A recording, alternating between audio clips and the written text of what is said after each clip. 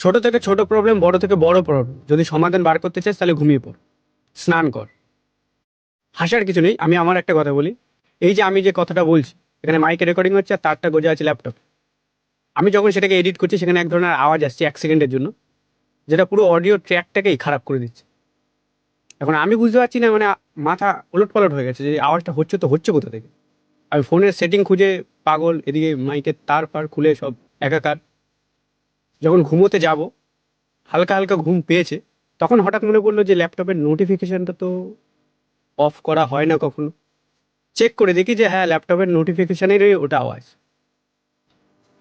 যেহেতু নেওয়া উচিত না, কারণ রেকর্ডিং হচ্ছে, নোটিফিকেশনের আওয়াজ নেওয়া উচিত না, বাট তবুও নিচ্ছে।